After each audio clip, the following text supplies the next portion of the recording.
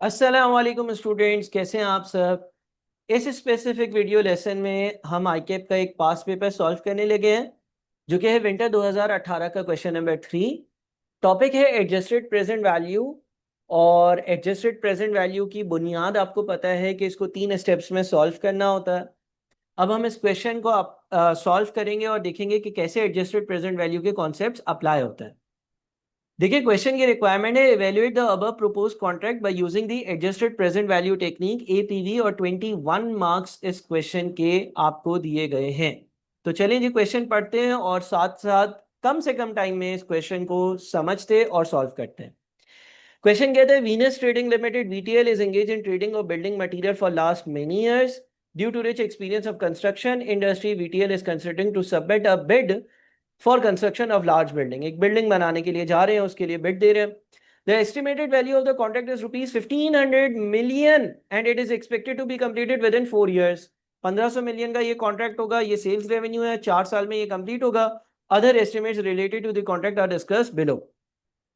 और दूसरे एस्टिमेट्स आपको नीचे दिए हुए हैं। अब ये जो 1500 मिलियन है ना, ये आपका सेल्स रेवेन्यू है। Bullet number 1, 25% mobilization advance will be received before the start of the project which will be adjusted proportionately from the progress bills। यानी कि 25% पैसा आपको प्रोजेक्ट का एडवांस में मिल जाएगा और फिर हर साल जो ये बिल्स होंगे उसमें एडजस्ट हो रहा होगा। अच्छा देखिए, एडवांस जो है ना वो आपकी इनकम नहीं होती, और एडवांस का अमाउंट जो है ना वो टैक्सेबल नहीं होता। टैक्स में आपके पास जो है वो प्रॉफिट आएगा और प्रॉफिट में आपके पास सेल्स रेवेन्यू होना चाहिए। तो इस चीज का ख्याल रखिएगा कि ये जो पहली चीज है ना, मैं साथ साथ इसकी टाइमलाइन भी बना देता हूँ। देखें, पहली चीज 4 साल का प्रोजेक्ट है, ठीक है ना। हो सकता है कि कोई चीज डिले में हो तो 5 साल हो जाएंगे, अदरवाइज ईयर 0, 1, 2, 3, 4 होंगे। यहाँ पर ईयर 5 भी है, उसकी कोई रीजन है। दूसरी चीज 1500 मिलियन टोटल सेल्स रेवेन्यू है। तीसरी चीज 25% मोबिलाइजेशन एडवांस है। Advance is not taxable, it will be taxable if it is an income. तो इस चीज को याद रखिएगा। मैं अभी एनपीवी के चार्ट पर आऊंगा तो आपसे डिस्कस करूंगा कि इसकी क्या ट्रीटमेंट करी है। दूसरा है the construction work and progress billings will be as follows. जो मैं क्लाइंट को बिलिंग करूंगा वो क्या होगी? 10%, 25%, 35%, 30%। तो 1500 का 10% ले ईयर 1 पर, 1500 का 25% ले ईयर 2 पर, 1500 का 35% ले ईयर 3 पर, 1500 का 30% ले ईयर नंबर 4 पर। ये बिलिंग्स है। बिलिंग्स की बेसिस पर मेरा टैक्स कैलकुलेट होगा। लिहाजा सेल्स रेवेन्यू में मैं 1500 मल्टीप्लाइड बाय रेलेवेंट परसेंटेज करूंगा। जो क्लॉज नंबर 1 में बात लिखी हुई है वो ईयर नंबर 0 पर मेरे कैश इनफ्लो के तौर पर मेरी वर्किंग्स में आ रही होगी, पहली चीज। दूसरी चीज उसने बोला है कि ये प्रोपोर्शनेटली एडजस्ट हो जाएगा बिलिंग से। इसका मतलब ये है कि मैं इसको अपने सेल्स रेवेन्यू से नेट ऑफ कर रहा हूँ। अब ये जो आपने अभी तक कहानी पढ़ी है, जरा इसको हम एडजस्टेड प्रेजेंट वैल्यू के चार्ट पर अपने पास अप्लाई करने का देखते हैं कि कैसे इसको अप्लाई किया है मैंने। देखिए, मैंने आपके सामने सेल्स रेवेन्यू की कुछ वर्किंग बना ली। पहली चीज पूरी एनपीवी की वर्किंग बना ली। पहली चीज जो है, जो कि आपका सेल्स रेवेन्यू है, वो 1500 मिलियन टोटल था। उसको उसकी रेलेवेंट परसेंटेज से मल्टीप्लाई करके लेकर आया हूँ। यानी कि आप देख लें, पहले साल 10% का रेट था, तो 1500 का 10%, फिर 1500 का 25%, फिर 1500 का 35%, फिर 1500 का 30%। सर मोबाइलाइजेशन एडवांस कहाँ गया? देखें, बाकी चीजें मैं बाद में डिस्कस करूंगा। एक तो आप सेल्स रेवेन्यू देख लें आराम से। सेल्स रेवेन्यू आपको समझ आ जाना चाहिए। मटेरियल को, कॉस्ट ऑफ सब कॉन्ट्रैक्टिंग को, अदर कॉस्ट को, डिप्रिसिएशन को अभी अब छोड़ दें। प्रॉफिट बिफोर टैक्स मुझे कैलकुलेट करना था, इसके लिए मैंने मोबाइलाइजेशन एडवांस ऊपर नहीं लिया, क्योंकि वो एक एडवांस है, वो मेरी इनकम नहीं थी, तो टैक्स उस पर नहीं लगेगा। ये सारी चीजें छोड़ दें। मैं यहां पर ये चीज आपको समझा देता हूँ। मोबाइलाइजेशन एडवांस जो था वो आपके पास कैश का इनफ्लो था ये नंबर 0 पर, लिहाजा हमें दिखाना तो था। तो हमने 1500 का 25%, 1500 का 25% यानी कि 375 यहाँ पर दिखाया। और फिर वो जैसे जैसे एडजस्ट होता रहा, यानी कि उसने कहा था कि सेल्स रेवेन्यू में ये एडजस्ट होता रहेगा। यानी कि इसका मतलब ये हो गया कि मेरा जो कस्टमर है वो सेल्स रेवेन्यू जितने पैसे नहीं देगा, बल्कि उसमें से इसकी एडजस्टमेंट को माइनस कर कर देगा। तो इसीलिए वो यहाँ पर दिखाया गया है। ऊपर क्यों नहीं दिखाया? इसलिए क्योंकि वो मेरा सेल्स रेवेन्यू तो जब रिकॉर्ड होता है तब उस पर टैक्स लगता है। मुझे टैक्स की वर्किंग भी साथ करनी है, इसलिए यहाँ पर मैंने ये लाइन आइटम शो कर दिया। टोटल अमाउंट कितना था? 375। उसका 10% यहाँ आ गया जो रेशो दिया हुआ था हमें। 25% आ गया, 35% आ गया और 30% आ गया। ये अगर आप टोटल भी करते हैं ना तो ये टोटल भी 375 से मैच कर रहा होगा। यानी कि जो एडवांस आया वो फिर बाद में नॉक ऑफ होता रहा। ठीक है, और जो सेल्स रेवेन्यू है वो ऊपर हमने जो परसेंटेज दी हुई है उसके हिसाब से बुक कर लिया है। ये मैंने आपको कुछ वर्किंग साथ साथ दिखा भी दी जो कि बुलेट नंबर 1 और 2 से पर्टेन करती थी। अच्छा, ये भी लिखा हुआ था, it may be assume that progress billings would be raised at year end and would be received in the same year. अगर कुछ नहीं लिखा हुआ होता तो भी हम एनपीवी के सवालों में एज्यूम करते हैं कि जितने भी कैश इनफ्लो आउटफ्लो हैं वो at the end of the year he arise हो रहे होते हैं, तो इसमें कोई बड़ी बात नहीं थी।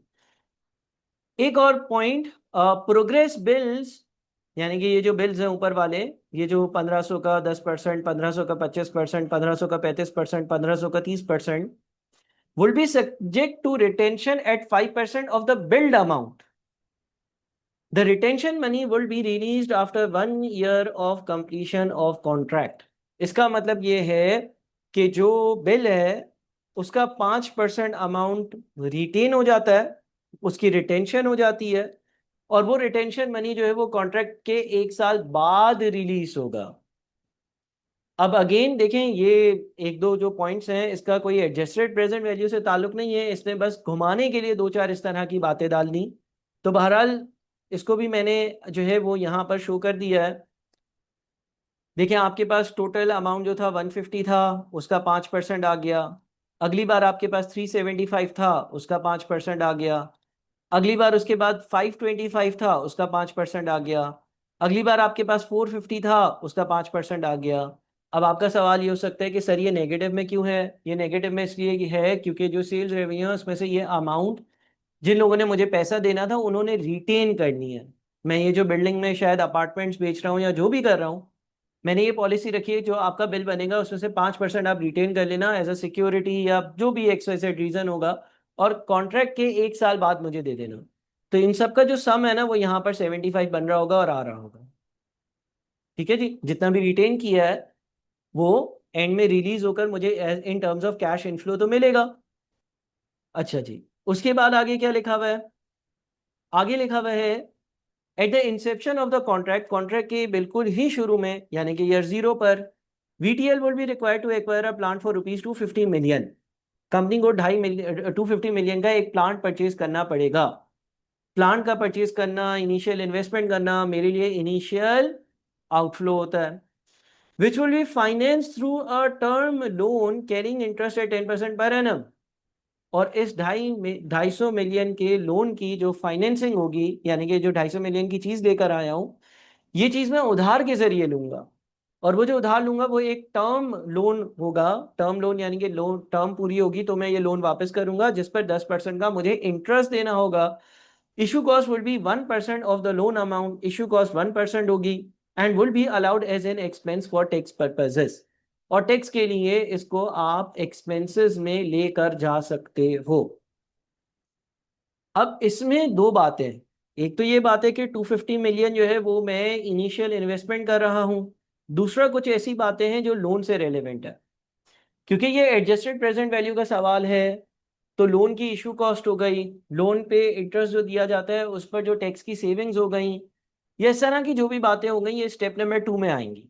बहरहाल स्टेप नंबर 1 में हम ये एज्यूम करते हैं कि जो प्रोजेक्ट हम अंडरटेक कर रहे हैं वो 100% इक्विटी फाइनेंस है, लेकिन उस प्रोजेक्ट के कैश इनफ्लो आउटफ्लो तो लिखते हैं। तो ये 250 million are my outflow, agreed. जिस तरह से नॉर्मल इनिशियल इन्वेस्टमेंट होती है ये भी एक इनिशियल इन्वेस्टमेंट है। तो आप देखें, प्लांट की इनिशियल इन्वेस्टमेंट मैंने 250 मिलियन ये नंबर 0 के नीचे लिख दी है। बाकी चीजों को अभी हम थोड़ी देर छोड़ देते हैं, आपको बाद में इंशाल्लाह मैं समझा दूंगा। अच्छा, आगे क्या है? Estimated cost of the contract is as follows. खर्चे क्या है? Direct material including cements and steel 700 million total होगा। 40% of the material will be acquired in year number 1, 20% in each of the remaining 3 years। 40%, 20%, 20%, 20%, 700 का करना है। तो ये मैंने यहाँ पर किया हुआ है, मैं आपको दिखा भी देता हूँ। मटेरियल की जो कॉस्ट थी 700, उसका 40% ईयर 1 में, 20%, 20%, 20%। जो उसने बोला था, बड़ी सिंपल सी लाइन बोली थी, मटेरियल के लिए परसेंटेज से मल्टीप्लाई कर लिख दिया amount. Cost of subcontracting 150 million है। Subcontractors will commence work in the second year which will be equally distributed over the remaining contract period. 150 million सब कॉन्ट्रैक्टर्स लेंगे, सेकेंड ईयर में काम शुरू करेंगे और जो भी टर्म है उस पर इवनली स्प्रेड होगा। तो सेकेंड, थर्ड और फोर्थ ईयर में इक्वली स्प्रेड अगर होता है तो 50-50-50 आना चाहिए। देख लेते हैं। ये देखें, हमारे पास कॉस्ट ऑफ सब कॉन्ट्रैक्टिंग 150 को 3 से डिवाइड, 150 को 3 से डिवाइड, 150 को 3 से डिवाइड कर 50-50-50 लिख दिया। अदर डायरेक्ट कॉस्ट, दूसरे खर्चे 412 million, the cost will be equally distributed over the contract period। यानी कि 412 के 4 हिस्से करने, 4 साल का कॉन्ट्रैक्ट है ना, तो ईयर 1 2 3 4 पर इक्वली स्प्रेड करना है। तो आप देख रहे होंगे कि 412 के मैंने पहला हिस्सा, दूसरा हिस्सा, तीसरा हिस्सा, चौथा हिस्सा, चारों हिस्से कर दिया। ठीक है जी। अच्छा, अब यहां तक मेरे ख्याल में आप लोगों को कोई कंफ्यूजन नहीं होगी, स्ट्रेट फॉरवर्ड हमने वैल्यूज लिखी हैं। अब डेप्रिसिएशन पे थोड़ा सा ध्यान रखिएगा कि डेप्रिसिएशन की वैल्यूज कैसे आ रही हैं। चलते हैं, देखते हैं जरा आगे क्या लिखा हुआ है। VTL plans to finance any cash deficit during the term of contract through its existing 12% running finance facility, which has available limit of ₹1 billion। देखिए, वो ये कहता है कि वैसे तो उसने एक मशीन खरीदने के लिए 250 मिलियन का लोन लिया, लेकिन अगर उसके अलावा कहीं से पैसे चाहिए होंगे तो हमारी रनिंग फाइनेंस फैसिलिटी है, हम उससे फंडिंग कर देंगे। ठीक है, और उस पर 12% का रेट लगता है। अगेन ये लोन से रिलेवेंट एक बात है, तो इसको होल्ड करते हैं। Additional information, the par value of VTL shares is ₹10 each and these are currently being traded at ₹25. Equity beta of VTL is 1.3, whereas risk-free rate and market risk premium are 9 and 6% respectively. VTL maintains average gearing ratio of 50%. Company के shares की par value दी हुई है, company के share की जो market value है वो दी हुई है, कंपनी का जो इक्विटी बीटा है वो दिया हुआ है, कंपनी का जो डेट टू इक्विटी रेशियो होता है वो दिया हुआ है, कंपनी का रिस्क फ्री रेट 9% का दिया हुआ है, कंपनी का रिस्क प्रीमियम 6% का दिया हुआ है। साथ में पॉइंट नंबर 2 में एक और इंफॉर्मेशन है, अनगेट बीटा। अनगेट बीटा का मतलब beta asset. Ungeared beta of construction industry is 0.7। देखो, हमें एडजस्टेड प्रेजेंट वैल्यू के क्वेश्चंस में ऑल्दो फाइनेंसिंग डेट से हुई हो, इनिशियली ये एज्यूम करना होता है कि प्रोजेक्ट 100% इक्विटी फाइनेंस्ड है, कोई फाइनेंशियल रिस्क नहीं है, कोई बीटा इक्विटी नहीं है, प्योर इक्विटी, कोई किसी किस्म का लोन नहीं है। तो कैपिटल एसेट प्राइसिंग मॉडल में आप बीटा एसेट का इस्तेमाल करते हो। बीटा एसेट यानी कि अनगेट बीटा। अनगेट बीटा 0.7 आपको दिया हुआ है। ऊपर वाली लाइनों में आपको रिस्क प्रीमियम और risk free rate of return दिया हुआ है। ये इस चीज को हिंट कर रहा है कि capital asset pricing model use कर सकते हो और ungeared cost of equity use calculate कर सकते हो। तो अनगेट कॉस्ट ऑफ इक्विटी भी की भी कैलकुलेशन देख लेते हैं, फिर मजीद आगे चलते हैं सवाल में।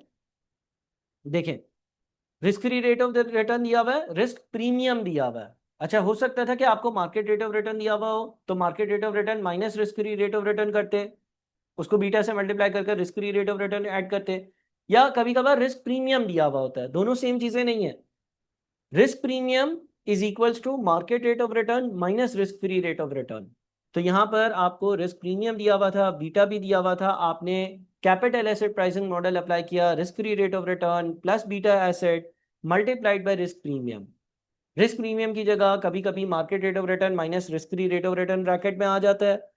और बीटा, हमने बीटा एसेट लेना है, अनगेट बीटा लेना है। उसकी रीजन मैं बहुत बार बता चुका, ये सवाल एडजस्टेड प्रेजेंट वैल्यू का है, तो 13.2 की वैल्यू को हम यूज करेंगे अपने प्रोजेक्ट के डिस्काउंटिंग के लिए इनिशियली। उसके बाद है applicable income tax rate is 30%, taxes payable in the same year to which it relates. VTL can claim initial and normal depreciation at 50 and 10% respectively under the reducing balance method. The residual value of the plant at the end of useful life is expected to be equal to its carrying value. Tax का rate 30% है। Tax same साल में पे होता है। अगर tax losses होते हैं तो वो कैरी फॉरवर्ड हो सकते हैं, यानी कि अगर एक साल का टैक्स लॉस है तो वो अगले साल की टैक्सेबल इनकम को कम करेगा और उसके बाद आप टैक्स पे करोगे। अच्छा, टैक्सेबल लॉसेस की दो ट्रीटमेंट्स होती हैं। एक ये होता है कि टैक्सेबल लॉस है, आप किसी और प्रोजेक्ट से ऑफसेट कर सकते हो। एक ये होता है कि आप सेम प्रोजेक्ट की इनकम को रिड्यूस कर सकते हो आने वाले सालों में। तो यहाँ पर आने वाले सालों वाले कॉन्सेप्ट है, यानी कि अगले सालों का अगर टैक्सेबल इनकम होगा तो उसको मैं रिड्यूस कर सकता हूँ और फिर मैं टैक्स पे करूंगा। ठीक है, ये याद रखिएगा। टैक्स का रेट 30% है, ये याद रखिएगा। डेप्रिसिएशन के बारे में कहा गया है कि एक तो आपको इनिशियल अलाउंस दिया जाएगा 50% का, और नॉर्मल डेप्रिसिएशन साल की 10% होगी, ये याद रखिएगा। Brought forward tax losses can be carry forward for the next 6 years, ये मैं बात कह रहा था कि ब्रॉड फॉरवर्ड टैक्स लॉसेस जो है वो कैरी फॉरवर्ड हो सकते हैं। अच्छा, अब मैं डेप्रिसिएशन पे थोड़ा सा आ जाता हूँ। डेप्रिसिएशन किस पर होगी भाई? प्लांट कितने का था? 250 मिलियन का। तो मैं आपको डेप्रिसिएशन की वर्किंग जरा समझा दूँ। 250 मिलियन का आपने प्लांट परचेज किया, पहले साल आपको इनिशियल अलाउंस मिलेगी। इनिशियल अलाउंस का मतलब ये है कि 50% डेप्रिसिएशन आप पहले ही साल में चार्ज कर सकते हो, और उसके अलावा on top of that normal circumstances की 10% भी लगा सकते हो। अब इसने यहाँ पर ये लिखा हुआ था कि इनिशियल अलाउंस 50% है और नॉर्मल 10% है, तो इसका मतलब पहले साल में जो एसेट खरीदा उसका 50% लेंगे, वो भी डेप्रिसिएशन, और फिर जो वैल्यू बच गई उसका 10% लेंगे, वो भी डेप्रिसिएशन। रिड्यूसिंग बैलेंस मेथड है।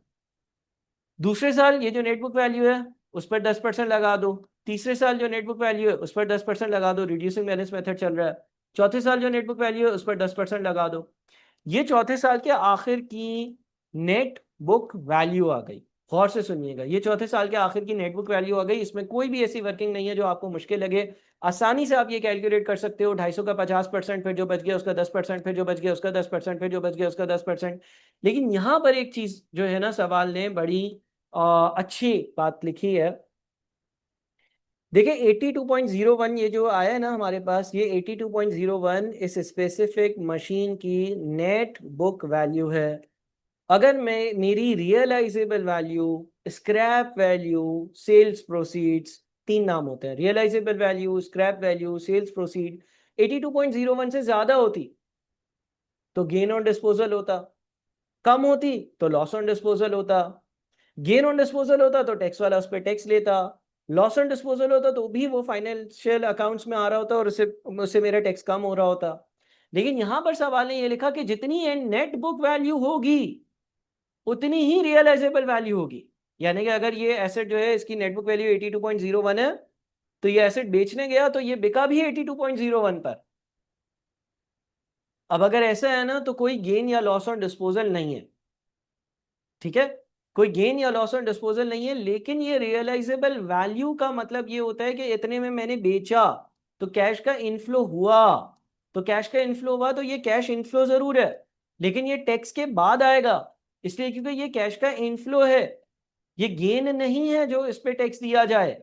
ये नेटबुक वैल्यू है, इतने की नेटबुक वैल्यू थी, इतने में ही बेचा, तो गेन या लॉस ऑन डिस्पोजल हुआ ही नहीं। तो हमारे पास 82.01 एज अ कैश इनफ्लो हमारी मेन वर्किंग में आ रहा होगा, और वो ये realisable value of the asset मैंने लिखी है 82.01। ठीक है जी। अच्छा, डेप्रिसिएशन पूरी वर्किंग मैंने आपको समझा दी, बस वहीं से सारी वैल्यूज लिंक हो रही हैं। ये पहले साल की डेप्रिसिएशन, दूसरे साल की, तीसरे साल की, चौथे साल की। ये पहले साल का आपने प्रॉफिट बिफोर टैक्स कैलकुलेट किया, जब ये कैलकुलेट किया तो आपको पता चला 370.5 का लॉस आ रहा है। सवाल ये कहता है कि टैक्स का रेट 30% है, लेकिन अगर टैक्स लॉसेस होंगे तो वो कैरी फॉरवर्ड कर सकते हो, अगले साल की इनकम को उससे रिड्यूस कर सकते हो और फिर टैक्स भरना। तो पहले साल तो लॉसेस आ रहे हैं, टैक्सेबल लॉसेस, ये यहाँ पर कैरी फॉरवर्ड हुआ। अगले साल की जो इनकम थी उस पर भी मैं टैक्स नहीं भरूंगा। क्यों? इनकम है 70.75 की, कैरीड फॉरवर्ड टैक्स लॉसेस है 370.05 के। टैक्स वाले ने मुझे बोला है 6 साल तक इसके मजे लेते रहो। 6 साल तक जब ये लॉस से अपनी फ्यूचर की इनकम्स को कम नहीं कर देते हो तो मैं टैक्स पे करने की जरूरत नहीं है। तो मैंने 70.75 यहाँ पर एडजस्ट किया, अभी भी टैक्सेबल लॉसेस बच गए हैं। अगले साल 221.88 की इनकम हुई, उसमें से वापस से 299.75 को एडजस्ट किया, अभी भी टैक्सेबल लॉसेस 77.88 के बच गए, मुझे इस साल भी टैक्स नहीं पे करना। तीसरे साल जो मेरी इनकम है उसमें से ये अमाउंट माइनस हुआ, हाँ इस अमाउंट पर मैं टैक्स पे करूंगा। यानी कि आप इन तीनों को अगर टोटल करेंगे ना, तो ये आपके जो सॉरी, इन दोनों को, जो आपके पास ये दो और ये वाली वैल्यू 77.88, इसको टोटल करेंगे ना तो पहले ये 370.5 बनेगा। जितने आपके ईयर 1 के टैक्सेबल लॉसेस थे वो यहाँ पर एडजस्ट हुए, फिर यहाँ पर एडजस्ट हुए, फिर बच गया, फिर यहाँ पर एडजस्ट हुआ, फिर बचा हुआ अमाउंट जो है उस पर टैक्स पे कर लो। पहले 370.5 आपको माफ थे, पहले 370.5 पर आपको टैक्स नहीं देना था। जितनी भी आपकी इनकम बन रही है, जो पहले साल का आपका जितना लॉस था वो आगे वाली इनकम्स में एडजस्ट हो रहा था, माइनस हो रहा था। इस टैक्स का रेट 30% है, इस पर टैक्स देंगे तो 21 रुपए टैक्स बनेगा। अब नेट प्रॉफिट या लॉस आफ्टर टैक्स कैसे आया भाई, 370.5 है, 70.75 है, 21.88 है और 126.88 है। याद रखिएगा कि कैसे लिंकिंग करी है, पहले साल का लॉस है एज इट इज आ गया, दूसरे साल 70.75 की इनकम है लेकिन टैक्स नहीं है तो वही मेरे पास आ गया, तीसरे साल 221.88 की इनकम है लेकिन टैक्स नहीं है तो वही आ गया, चौथे साल 147.89 की इनकम है, 21 का टैक्स है। अच्छा 21 का टैक्स जो है वो 147.89 का 30% नहीं है बल्कि वो 70.01 का 30% है, तो यह आपके पास नेट अमाउंट आ गया। फिर क्या किया sir, depreciation as a non cash expense अगर हम ऊपर माइनस करते हैं तो नीचे ऐड बैक करते हैं। बाकी ये सारी चीजें हम जो है वो गो थ्रू कर चुके हैं। आपके नेट कैश फ्लोज आ गए। नेट कैश फ्लोज तक जब आप आ जाओगे आप उसकी डिस्काउंटिंग करोगे। आप डिस्काउंटिंग के लिए base case net present value की कैलकुलेशन के लिए कॉस्ट ऑफ इक्विटी लोगे, अनगेड वाला कॉस्ट ऑफ इक्विटी लोगे जिसकी कैलकुलेशन के लिए आपने बीटा एसेट यूज किया हो। आप डिस्काउंटिंग कर रहे हो हर साल की, ये एक्सेल की फाइल आपको मिल जाएगी और आप अपनी नेट प्रेजेंट वैल्यू जिसको हम base case net present value कहते हैं वो यहाँ पर कैलकुलेट कर दी। Base case net present value आपने जो कैलकुलेट करी है उसमें आप ये एज्यूम करते हो कि कोई लोन नहीं लिया था, 100% प्रोजेक्ट इक्विटी फाइनेंस था। पहले तो यहां तक आप दोबारा से इस पूरा सवाल पढ़ें और दोबारा से इसका पूरा जवाब पढ़ें, फिर आगे बढ़िएगा। ये स्टेप नंबर 1 था हमारा। अब आ जाते हैं फाइनेंसिंग साइड इफेक्ट्स पर। फाइनेंसिंग साइड इफेक्ट्स कैसे आ रहे हैं, देखिए उसने ये कहा था कि 250 मिलियन की जो है वो आप एक प्लांट देने के लिए लोन लोगे और उसने बोला था 1% इशू कॉस्ट होगी। अब सर ये इशू कॉस्ट क्या होती है, इशू कॉस्ट का ये मतलब होता है कि मैं जब बैंक लोन लेने जाता हूँ बैंक बोलता है हम 1% चार्जेस डिडक्ट करेंगे। अब गौर से सुनिएगा, आपको एक चीज खरीदनी है 100 रुपए की, आपको एक चीज खरीदनी है, गाड़ी खरीदनी है, एक मशीन खरीदनी है 100 रुपए की। बैंक गया, बैंक ने बोला हम उधार देते हैं। मैंने बोला 100 रुपए का उधार चाहिए। बैंक ने बोला 1% कमीशन डिडक्ट होगा, बैंक चार्जेस डिडक्ट होंगे। मैंने बोला हाँ ठीक है 100 रुपए का उधार दो। उससे 100 रुपए का उधार दिया, फिर उसने 1% काट दिया, तो नेट मेरे हाथ में क्या आया, 99। बात समझ रहे, जितना आप उधार लोगे 1% तो कट जाएगा, डिडक्ट हो जाएगा। तो अगर मुझे 100 रुपए की चीज खरीदनी है ना तो मुझे उधार 100 से ज्यादा चाहिए होगा, 100 को मुझे 99 हिस्से मानने पड़ेंगे, मुझे उसको ग्रॉसअप करना पड़ेगा। इसी तरह से इस सवाल में आपको 250 मिलियन का उधार चाहिए था, आपको 250 मिलियन की मशीन खरीदनी थी। 1% अगर चार्जेस डिडक्ट हो जाएंगे तो मैं उधार 250 नहीं लूंगा, क्योंकि अगर 250 उधार लिया 1% डिडक्ट हो जाएगा तो हाथ में उससे कम पैसा आएगा, मैं मशीन नहीं खरीद पाऊंगा। मुझे अगर 250 मिलियन की मशीन खरीदनी है तो 250 divided by 99 multiplied by 100, 250 divided by 99 multiplied by 100। Sir अगर 2% इशू कॉस्ट होती तो 250 divided by 98 multiplied by 100। Sir अगर 3% इशू कॉस्ट होती तो 250 डिवाइडेड बाई 97 मल्टीप्लाइड बाई 100। ये ग्रॉस अप करने का तरीका। तो आप 252.525 का लोन लोगे, 252.525 का जब लोन लोगे तो इसका 1%, इसका 1% आप कैलकुलेट भी कर लीजिएगा, इसका 1% 2.525 बनेगा, ये डिडक्ट हो जाएगा, आपके हाथ में 250 आएंगे। अब ये इशू कॉस्ट आपके लिए कैश का आउटफ्लो है, ये फाइनेंसिंग का साइड इफेक्ट है। अगर मैं डेट से फाइनेंसिंग कर रहा हूं तो मुझे ये इशू कॉस्ट पे करनी पड़ रही है, इसीलिए ये नेगेटिव में लिख दिया। आज पे कर रहा हूँ, ईयर 0 पर पे कर रहा हूँ तो ईयर 1 2 3 की वैल्यू तो है नहीं जो इसको डिस्काउंट करूँ, तो एज इट इज लिख दिया। उसके बाद सर ये दूसरी चीज क्या है, present value of tax savings on issue cost.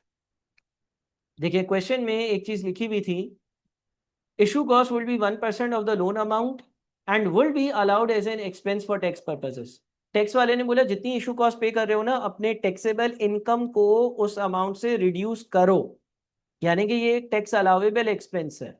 Tax allowable expense से क्या होता है, मेरे टैक्स जो है ना वो कम हो जाता है।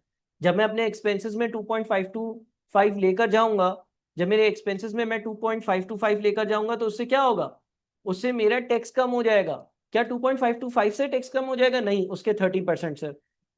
ये कॉन्सेप्ट हमने बहुत बार डिस्कस किया है ना, कि अगर हमारे पास इंटरेस्ट का एक्सपेंस इंक्रीज हो जाए तो टैक्स कम हो जाता है। मान लीजिए एक कंपनी है, उसका profit before interest and tax 200 है, इंटरेस्ट का एक्सपेंस 0 है, टैक्स का रेट 30% है, तो उसको 200 पे 30%, 60 का टैक्स पे करना है और 140 बच गया। लेकिन एक और कंपनी है जिसका पीबीआईटी 200 है, इंटरेस्ट एक्सपेंस 100 है, अब 100 बच गया, 100 पे 30 रुपए यानी कि 30%, यानी कि 30 रुपए टैक्स पे करना है और 70 बच जाएगा। तो होगा ये कि जब आपके पास इंटरेस्ट का एक्सपेंस 100 रुपए होगा तो उसका नेट इंपैक्ट 100 रुपए नहीं होगा, आपकी टैक्स का एक्सपेंस वो कम करता है। इसी तरह से इशू कॉस्ट भी एक टैक्स अलाउेबल एक्सपेंस है सवाल के हिसाब से। तो इशू कॉस्ट जब मैं अपनी बुक्स में चार्ज करूंगा तो उसकी वजह से उसका 30% जो भी बनता है वो मेरी सेविंग होगी। सर इसको 1+10% से क्यों डिस्काउंट किया है? अब यहाँ पर दो बातें मुझे डिस्कस करनी है। नंबर 1, पहली बात ये है कि ये जो टैक्स की सेविंग होगी ये ईयर 0 पर नहीं होगी, यह नंबर 1 पर पहले साल के आखिर में जब मैं अपना रिटर्न फाइल करूंगा तो होगी। तो मुझे इसको 1 साल डिस्काउंट करना है। 1 साल डिस्काउंट करने के लिए हम 1+i से डिवाइड करते हैं, 1+i⁻1 से। सर 10% कहाँ से आया? ये एक सवाल आपका, जो 10% कहाँ से आया इसको डिस्कस करते हैं।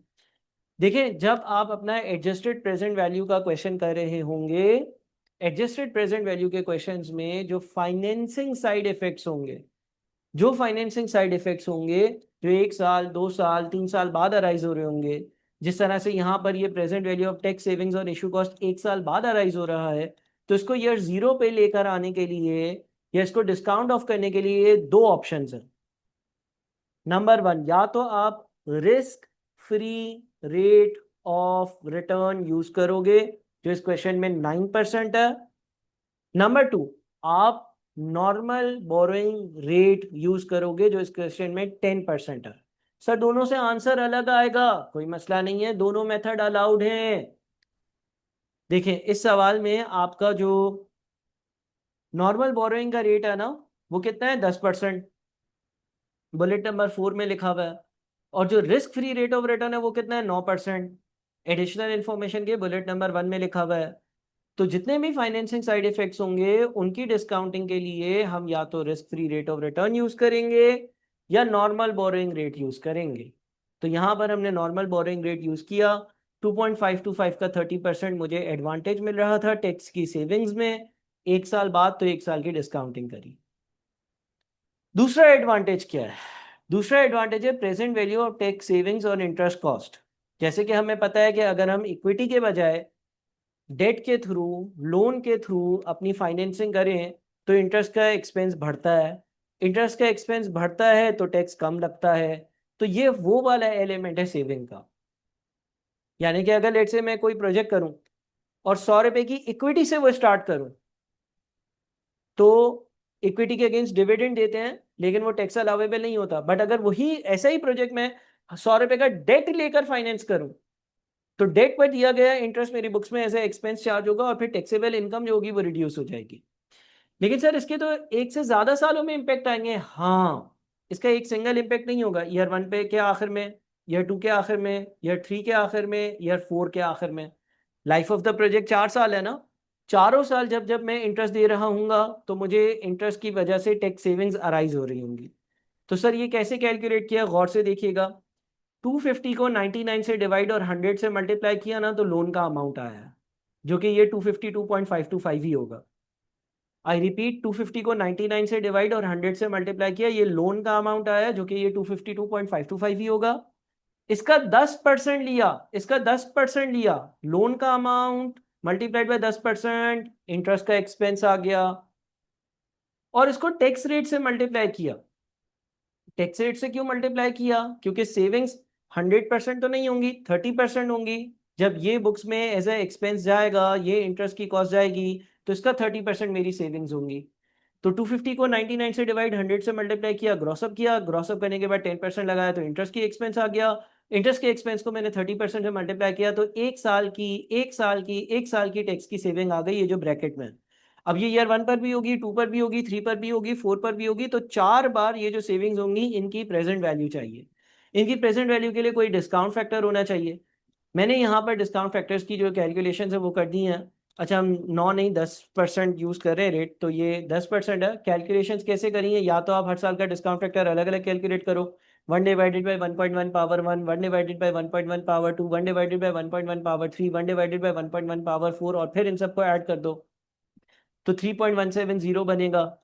ठीक है, या तो ये काम करो, या फिर आप जो एनवीटी फैक्टर का हमारा फॉर्मूला होता है 1 - 1 + 10% पावर -4 डिवाइडेड बाई 10%, उससे आप इसकी कैलकुलेशन कर लो। तो 3.170 ये बनता है हमारा present value tax interest on tax sheets calculate करने के लिए एनवीटी का फैक्टर। सर अगर मैं ऐसा करूं कि हर साल का ईयर 1 का, ईयर 2 का, ईयर 3 का और ईयर 4 का टैक्स सेविंग्स का अमाउंट लिखूं और उसको रेलेवेंट डिस्काउंट फैक्टर से मल्टीप्लाई कर कर ऐड करूं तो भी हो जाएगा? हाँ। अगर फॉर एग्जांपल मैं ये कहता हूं कि 250 डिवाइडेड बाय 99 इंटू 100, 252.2525 का कोई लोन आया, इसका 0.10, इसका 10% यानी कि 25.252 का इंटरेस्ट है, इसका 30% 7.575 बनता है। अब मैं 7.578 कर लें, 7.58 into 0.909 plus 7.58 into 0.826 plus 7.58 into 0.751 plus 7.58 multiplied by 0.683 करूंगा तो फिर भी मेरा आंसर सेम आएगा, लेकिन वो इतना लंबा तरीका करने का कोई फायदा नहीं है। ठीक है जी। अच्छा, अब आगे बढ़ने से पहले एक और वर्किंग में आपको दिखा देता हूं। एक रनिंग फाइनेंस की डिस्कशन थी। सवाल ने ये कहा था कि अगर प्रोजेक्ट में पैसे कम पड़ जाएंगे तो वो पैसे आप रनिंग फाइनेंस के जरिए जो है वो पूरे कर लोगे। अब अगर हम इस प्रोजेक्ट की बात करते हैं और रनिंग फाइनेंस की बात करते हैं तो रनिंग फाइनेंस क्या था भाई? VTL plans to finance any cash deficit during the term of contract through its existing 12% running finance facility, which has available limit of ₹1 billion. आपको ये कहा गया है कि आप मशीन के लिए तो 250 मिलियन का लोन लोगे, फिर अगर कमी पड़ी तो रनिंग फाइनेंस फैसिलिटी यूज करोगे। तो देखते हैं रनिंग फाइनेंस फैसिलिटी यूज हो भी रही है या नहीं। अगर हम रनिंग फाइनेंस फैसिलिटी की वर्किंग पर आए ना, तो ये ओपनिंग बैलेंस कैसे आया? अगर मैं यहाँ ऊपर जाता हूँ तो देखें ये नंबर 0, जैसे ही पहला साल स्टार्ट हुआ, 375 मिलियन आपको एज अ मोबिलाइजेशन एडवांस मिल गए, आपके बैंक अकाउंट में कैश आ गया। और दो वो एडवांस था लेकिन कैश तो था ना, तो बैंक का बैलेंस इंक्रीज हो गया। अच्छा, 250 मिलियन का जो आपने प्लांट खरीदा है उसका तो अलग लोन लिया, उसका उसका अलग हिसाब है।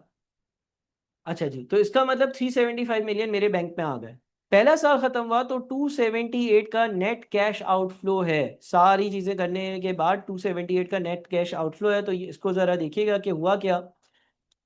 यह नंबर 1 के स्टार्ट में 375 मिलियन मेरे पास आ गए मोबिलाइजेशन एडवांस। पहले साल 278 मिलियन का नेट कैश आउटफ्लो हुआ, वो ऊपर जो वर्किंग दी है उसके हिसाब से। इसके अलावा मैंने इंटरेस्ट भी तो पे किया होगा, जो लोन लिया है मैंने, जो मैंने लोन लिया है ये 252.525 का, इसका 10% इंटरेस्ट आता है, वो भी पे कर देते हैं। फिर भी क्लोजिंग बैलेंस कितना बच गया? 71.575। जो इस बार का ईयर 1 का क्लोजिंग है वो ईयर 2 का क्या होगा? ओपनिंग होगा। अच्छा, ईयर 2 में भी कोई कैश इस्तेमाल हुआ है क्या? क्या? हाँ। अगर हम ऊपर देखते हैं तो ईयर 2 के भी नेट कैश फ्लोज नेगेटिव थे। 3 और 4 के पॉजिटिव थे, 2 के भी नेगेटिव थे 30.50। सो 30.50 माइनस हुए, इंटरेस्ट जो पे किया वो माइनस हुआ, फिर भी ये पैसा बच गया। ईयर 3 का ये ओपनिंग बना, ईयर 3 में पैसा आया है, ऊपर वाली ही वर्किंग से देखें तो ईयर 3 में नेट कैश इनफ्लो है, इंटरेस्ट पे किया ये बच गया। फिर ये वाला वैल्यू वहां से क्लोजिंग आई, ये वाला आया है पैसा, ये गया, ये बच गया। तो मुझे कभी भी रनिंग फाइनेंस फैसिलिटी की जरूरत पड़ी ही नहीं। मेरा जो बैंक बैलेंस है वो हमेशा पॉजिटिव है। रनिंग फाइनेंस फैसिलिटी की जरूरत तो तब पड़ती जब ये वैल्यू कहीं ना कहीं नेगेटिव हो जाती। ऐसा कुछ भी नहीं हुआ। तो इसका मतलब ये हो गया कि इस सवाल में सिर्फ और सिर्फ एक फाइनेंसिंग थी, और वो वही 250 मिलियन वाला जो लोन है जिसकी हमने ऊपर वर्किंग करी उससे रिलेवेंट फाइनेंसिंग थी, और कोई भी फाइनेंसिंग नहीं थी। बट इस वर्किंग को हमें करना पड़ेगा एग्जाम में, इसके कोई मार्क्स हो सकते हैं, क्योंकि उसने पूरी एक बात, एक स्टेटमेंट लिखा, तो हमने ये वर्किंग भी कर दी। अब ये फाइनेंसिंग साइड इफेक्ट्स हैं। अच्छा, फाइनेंसिंग साइड इफेक्ट इससे मजीद ज्यादा भी हो सकते हैं, लेकिन आहिस्ता आहिस्ता आप एब्जॉर्ब करें। 3 फाइनेंसिंग साइड इफेक्ट इस सवाल में आए। एक तो इशू कॉस्ट होगी, दूसरा जब आप इशू कॉस्ट पे करोगे तो वो टैक्स अलावेबल होगा तो उसकी वजह से टैक्स सेव होगा। तीसरा जो इंटरेस्ट एनुअली पे होगा उसके अगेंस्ट आपकी जो टैक्स की सेविंग्स होगी।